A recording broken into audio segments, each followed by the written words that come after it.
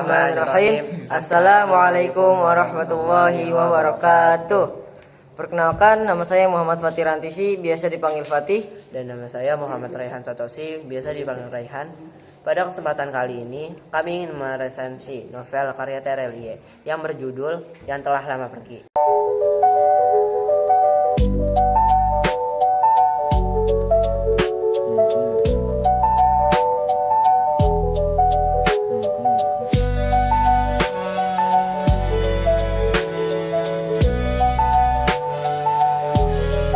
Yang Telah Lama Pergi adalah salah satu novel karya Terelie yang diterbitkan pada 28 Agustus 2023. Novel ini diterbitkan oleh PT Sabak Grip Nusantara Depok, Jawa Barat, dengan jumlah halaman yang tidak terlalu tebal seperti kebanyakan novel lainnya, yaitu hanya 442 halaman saja.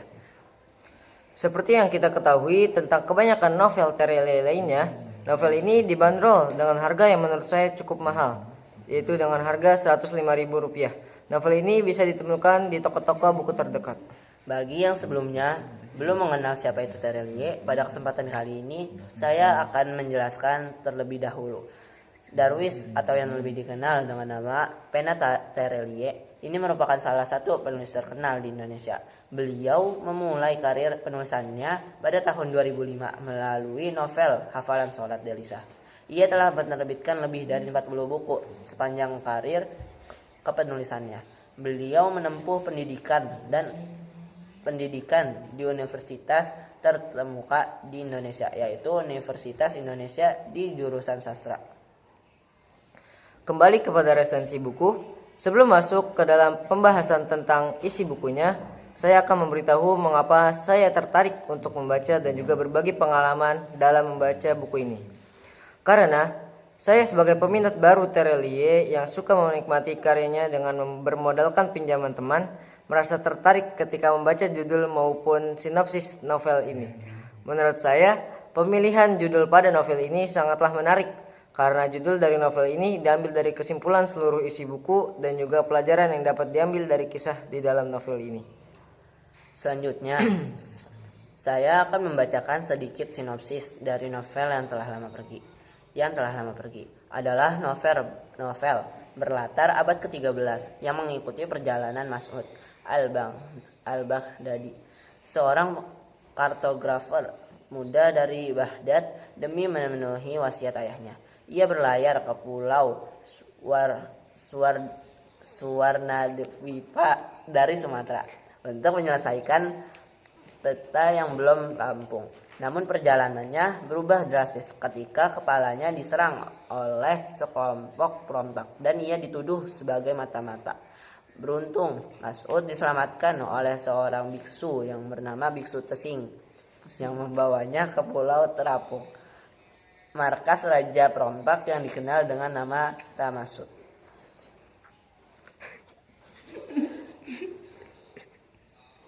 Ramasud merupakan raja perompak, menyimpan dendam terhadap kerajaan Sriwijaya karena tragedi masa lalunya. Ia ingin membalaskan dendam yang disimpan di dalam hatinya, tetapi ia tidak ingin membalaskan dendamnya itu sendirian. Ia mengumpulkan orang-orang yang memiliki tujuan yang sama seperti dirinya. Akhirnya, ia membuat suatu rencana besar untuk menghabisi kerajaan Sriwijaya dengan bantuan orang-orang yang memiliki dendam yang sama.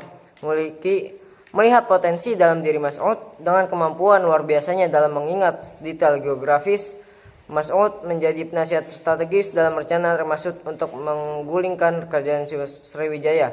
Selama perjalanannya, Mas'ud bertemu dengan berbagai tokoh unik seperti Emishi si samurai buta, Pembayun sang penasihat kerajaan, dan Ajuat sang koki, yang masing-masing memiliki latar belakang dan motivasinya tersendiri. Selanjutnya, saya akan memberikan pendapat saya dari novel ini.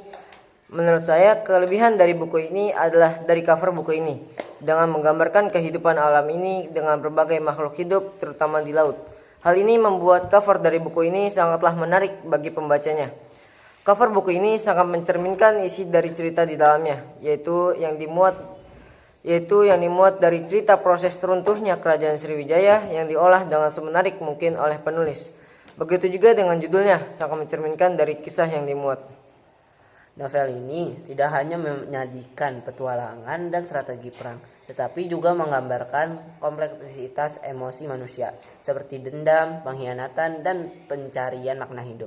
Terelie mengajak pembacanya merenungkan tentang keadilan, pengorbanan, dan dampak dari keputusan yang telah diambil dalam hidup. Mungkin segitu saja video resensi buku dari kami.